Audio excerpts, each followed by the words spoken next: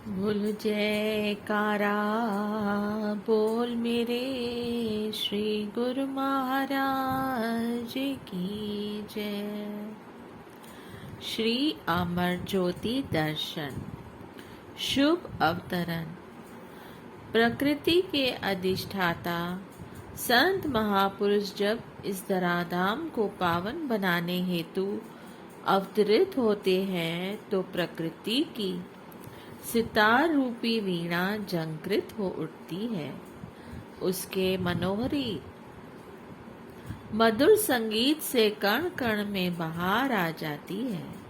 शाश्वत आनंद, सच्ची खुशी और अमर सुख की अनुभूति होने लगती है, जो कि भक्तिवान संस्कारी हृदयों में स्वयं होने लगती है।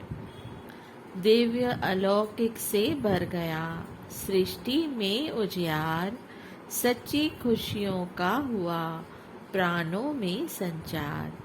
हरिहर ब्रह्मा सरस्वती जुग जुग शीश निवाय, मन हर चितवन निरख कर अपने भाग्य मनाए।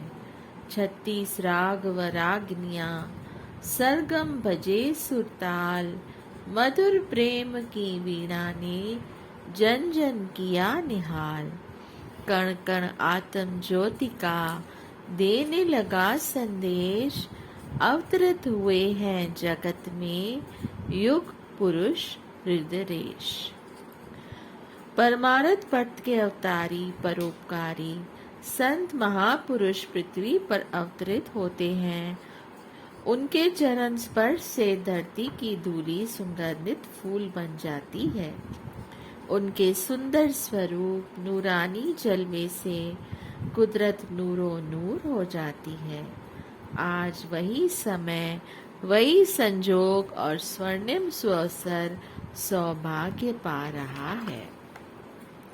गूंज उठे तैताल अर्श से मधुर गीत झंकार, पंचम रूप में प्रकट हुए श्री परमहंस साकार। नूर नूरानी छवि सुहानी, अद्भुत तेज सुहाया, कुदरत के हर रंग में तब उल्लास अनुपम छाया। सतरंगी धनुषाकार बन नभ में है चढ़ाया, आत्म आनंद अंतर मन में 7 रंग दर्शाया। प्रेम सागर प्रेमी दिलों में खुशियां बन लहराया, अद्भुत अनुपम भक्ति का आनंद निराला पाया। आज श्री परमहंस दयाल जी के भक्तिमय उद्यान में एक अद्भुत पुष्प खिला। संध्या का समय प्रकृति ने रंग छिटकाया, भीनी भीनी सुगंधी। अंबर धरती 10 दिशाओं के कण कण में एक दिव्य अनूठी ध्वनि संगीत के ताल पर नृत्य कर रही थी। एक अद्भुत तेज परम उल्लास अंतर मन में हल्की हल्की पवन के सुगंधित झोंके मानो जीवन को जीवनदायिनी भक्ति अनुपायनी के अमेय रस से भर रहे थे। आकाश में इंद्रधनुष ने 7 रंग से इंद्रधनुष का रूप ले अंतर मन के आकाश पर उदित होगा। यही 7 रंग का इंद्रधनुष। भक्ति देवी नमन कर भाग्य सराहने लगी। भास्कर छिप छिप कर श्री दर्शन पाने में सकुचा रहा था। चांद सितारे सज धज कर श्री आरती उतारने का सौभाग्य पाने आ गए। नव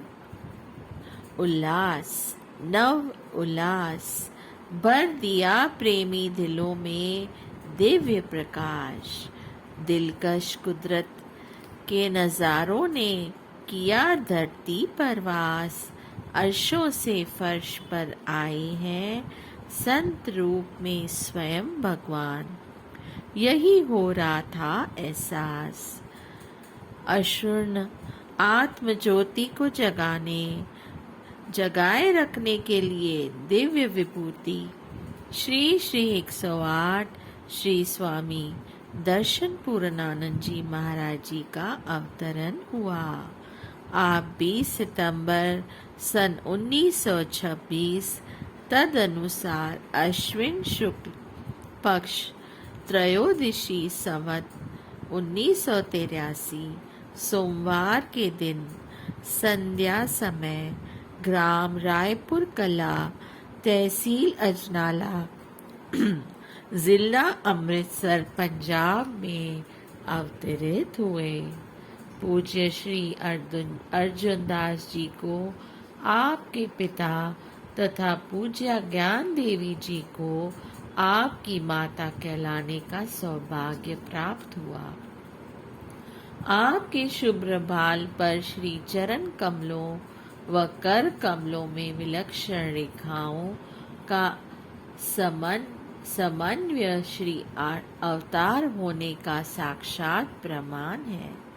जन्म से पूर्व रात्रि में भगवान ने माता जी को चतुर्भुज रूप में दर्शन दिए। आपने जन्म के समय अलौकिक आभा का दर्शन माता श्री को करवा दिया। आपके जन्म लेते ही माता जी के हृदय में दिव्य सुख एवं आनंद की लहर दहलाई। उसने देखा कि बालक के मुखमंडल पर सूर्य की किरणों का गोलकार और सुंदर छवि की मोहनी वर्णना नीति है। जरा सा अपना सिर ऊंचा कर देखने लगी कि वास्तव में यह परम सत्य है। क्या देखा कि सिर की ओर सफेद लंबा चोला पहने, सफेद दुपट्टे से शीश ढके, मुस्कुराते हुए आशीष दे रहे हैं, मानो कोई पैगंबर हो। माता ने 10 मिनट तक इस दिव्य तेज के दर्शन किए। पुनः आपकी ओर निहारा तो आपके मस्तक पर श्री चंद्रमा की ज्योति को चमकते हुए पाया।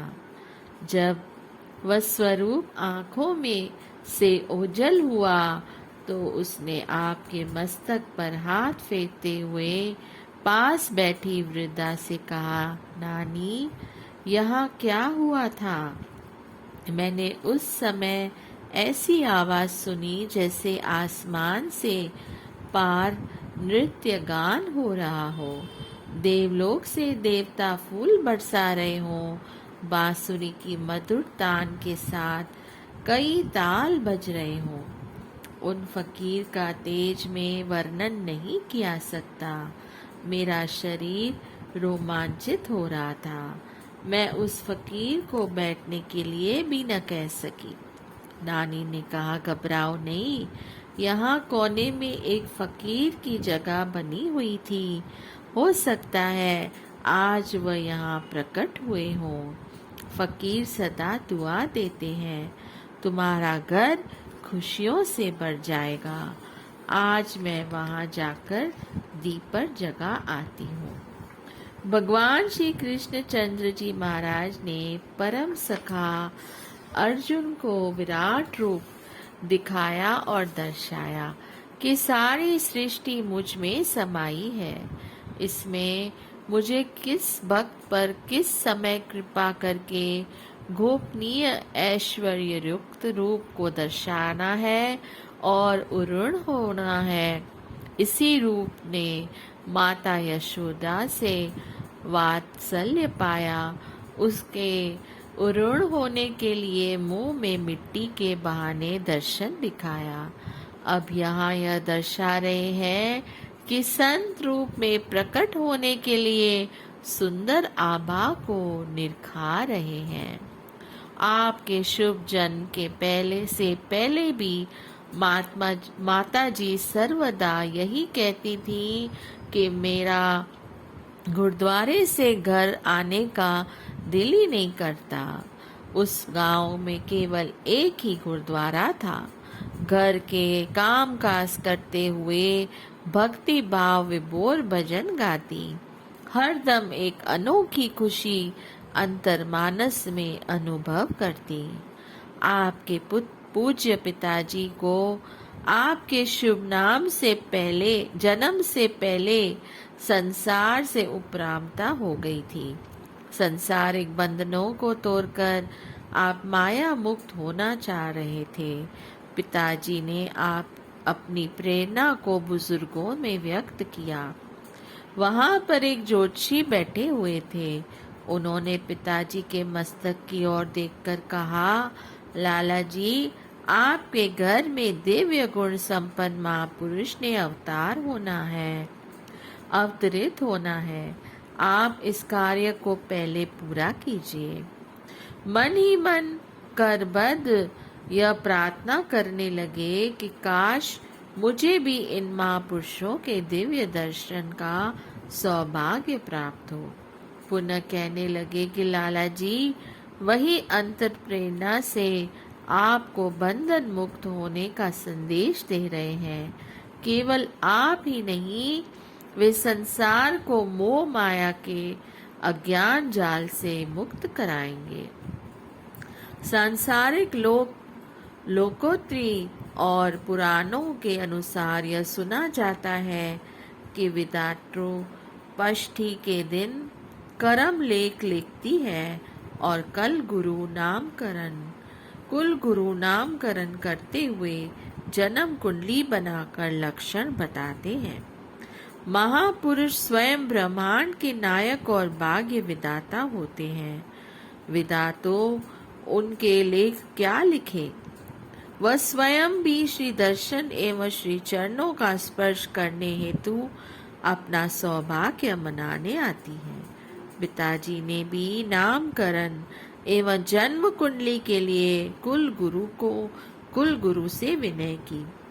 उस समय वे कभी आंखें मूंदते और कभी खोलते। तेजस्वी प्रतिभावन अधरों पर मुस्कान, मनहर चितवन को निहारते हुए उन्होंने पत्रिका पोती से पन्ने पलटे। भाव विभोर उनके मुंह से साधुराम शब्द उच्चारण हुआ। लाला जी, इस जन्म कुंडली के लगन व ग्रह गोचार के भेद हम नहीं बता सकते, ये बुद्धि से परे है।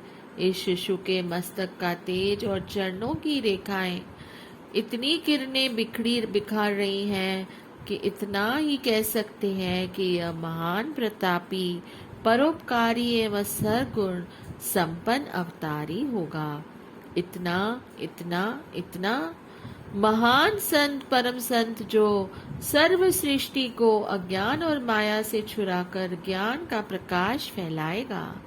अब मैं इसके आगे और कुछ समझाने में असमर्थ हूँ।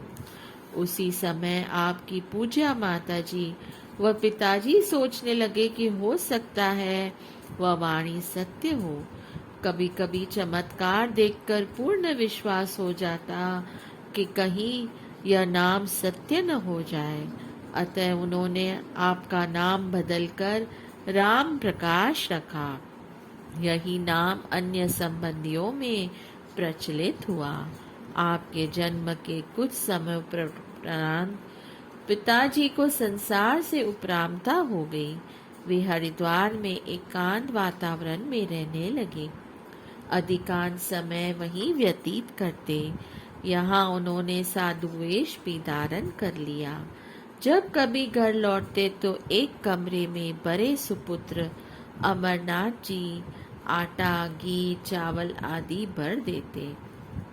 पिताजी अपनी मस्ती में फकीरों, साधुओं, संतों में बांटते रहते। मानो मौन रहते ही मौजवश कहते, साधु ही साधु। आपकी बाल लीलाओं का सौभाग्य रायपुर कला गांव को धरती को मिला। मिट्टी के घर, मिट्टी की सड़कें और पास में कलिकाल करती हुई रावी का किनारा मिट्टी से बना हुआ। आपने दर्शा दिया कि संत महापुरुष धरती की पुकार को सुनते हैं। महापुरुषों के चरण स्पर्श से मिट्टी भी सोना बन जाती है। वह अपने भाग्य सराहते हैं कि भू भार हटाने आए हैं समान समय के महापुरुष। बोलिए जयकारा। बोल मेरे श्री गुरु महाराज की जय। जय सच्चिदानंद।